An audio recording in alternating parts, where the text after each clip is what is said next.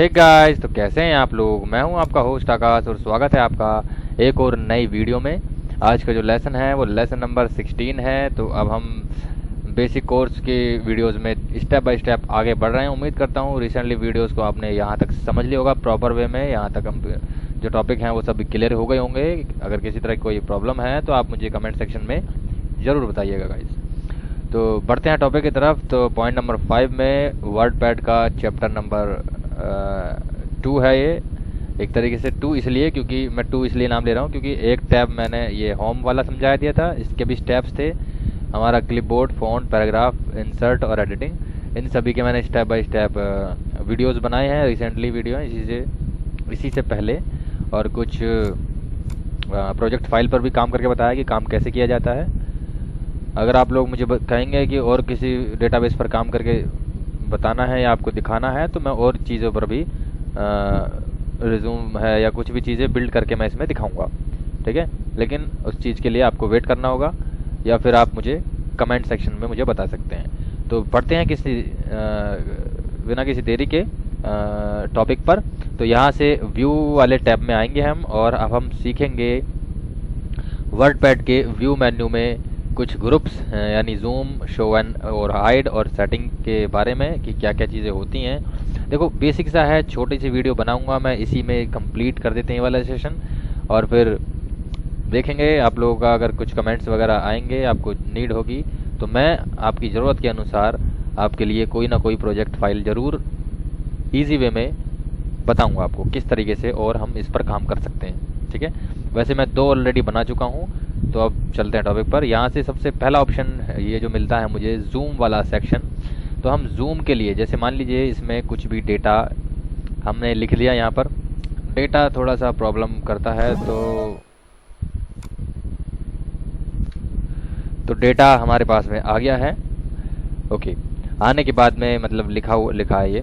तो यहाँ पर जूम इन का ऑप्शन मिलता है। जब भी आप इस पर क्लिक करेंगे तो आपका हर क्लिक बैट सिस्टम पे आपका जो पेज है वो जूम होगा, यानी थोड़ा इंक्रीज होगा, बड़ा होगा इस तरीके से, ठीक है। ये तो मैनुअली हो गया। दूसरा जो तरीका है वो आप यहाँ से, ये जो है कर्सर, तो यहाँ से इस तरीके से भी कर सकते हैं, ऐसे जूम आउट और जूम इन, ठीक है। या फिर इस पॉइंट को ड्रैग करके भी कर सकते हैं, ऐसे राइट एंड लेफ्ट ड्रैग करेंगे तो ये जूम होगा, उतने परसेंटेज यहाँ दिखाता रहेगा। और या फिर आप इससे भी कर सकते हैं, यहाँ से भी कर सकते हैं ऐसे। ये जूम आउट के लिए है, ये जूम इन के लिए है। आपका जो पेज है वो 100% से बहुत ही ज़्यादा इंक्रीज़ हो गया है, तो आपको क्लिक करने में बहुत ज़्यादा टाइम लगेगा, ऐसे 100% तक जाने में, ठीक है। हम ये चाहते हैं कि ये एक क्लिक में हो जाए, तो इसके लिए यहाँ पर एक ऑप्शन दिया हुआ है 100%। इस पर एक क्लिक बटन दबाते ही आपका जो पेज है वो 100% की फ्रीक्वेंसी में पहुँच जाएगा ऑटोमेटिकली। क्लियर हो गया होगा। इसके बाद में नेक्स्ट ऑप्शन मुझे मिलता है रूलर के लिए।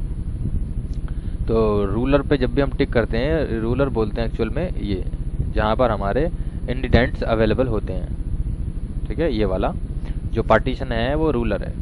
तो रूलर का इस्तेमाल हमने प्रोजेक्ट फाइल में सीख ही लिया है किस टाइप से करते हैं।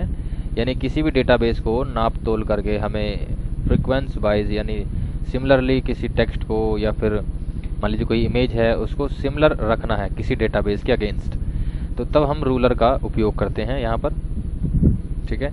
तो इसको अगर ये हमें मेज़रमेंट चाहिए या फिर रूलर चाहिए तो इसको ऑप्शन को टिक रखेंगे जैसा कि अभी है, और नहीं चाहिए तो इसको अनटिक कर देंगे। ऐसा करने से हमारा जो रूलर है वो चला जाएगा, टाटा बाय बाय कहकर।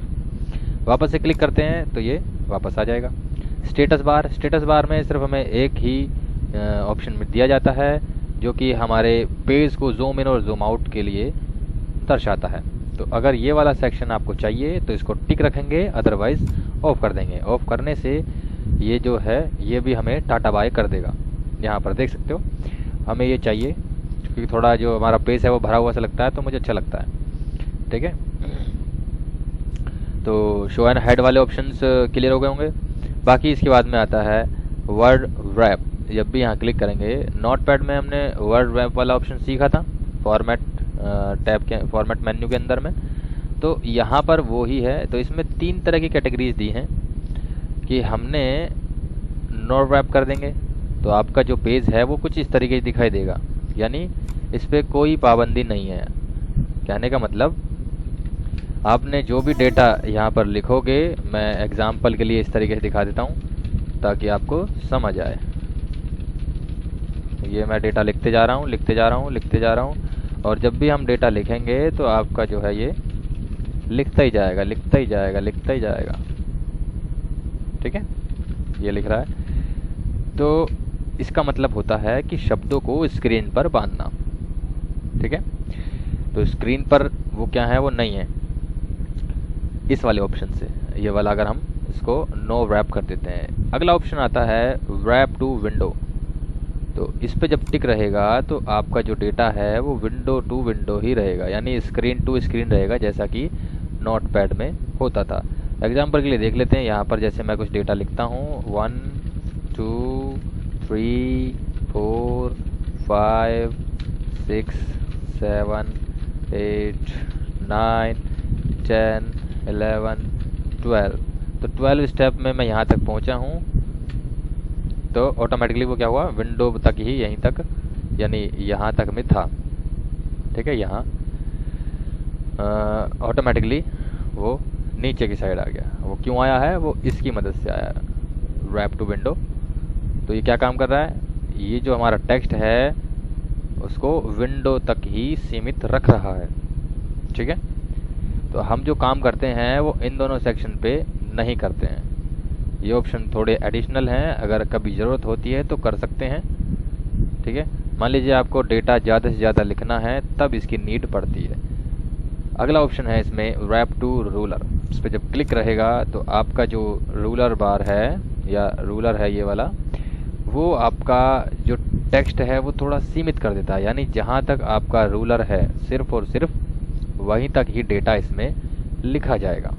जैसा कि यहाँ पर इंडिडेंट्स के अकॉर्डिंगली आप समझ सकते हैं। हमारा जो रूलर है उसमें इंडिडेंट यहाँ पर सेट हैं ऑटोमेटिक, तो हमारा जो डेटा है वो यहाँ से यहाँ तक ही इस मेजरमेंट में दिखाएगा। ठीक है, तो ये ऑप्शन उम्मीद करता हूँ तीनों क्लियर हो गए होंगे। नहीं हुए हैं तो आप एक बार रिवाइंड करके देखिए, फिर भी कोई दिक्कत आती है तो कमेंट नीचे कर दीजिए।